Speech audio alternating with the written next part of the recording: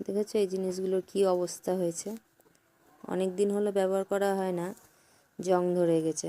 এগুলো কিসের লাগে, কি কাজে লাগে বলো তো? এগুলো জুয়েলারি তৈরির জন্য লাগে। এগুলো আমি আগে জুয়েলারি তৈরি করতাম, সেগুলো রাখা ছিল, তো ভাবলাম আজকে বের করি। তো দেখছি বের করে এই অবস্থা, জং ধরে পুরো কালো মরচে পড়ে গেছে। তো তাকে আবার গ্রিস কাগজ দিয়ে ঘষে নিলাম, আর গ্রিস কাগজ দিয়ে ঘষে নিয়ে দেখো একটু তেল দিয়ে পরিষ্কার করে নিয়েছি। আর পুরো দেখো খাজানা নিয়ে বসে গেছি, একটা একটা করে বের করছি। এইগুলো নিয়ে এসে রেখেছিলাম, কলকাতা বড় বাজারে গিয়েছিলাম তখন নিয়ে এসে রেখেছিলাম।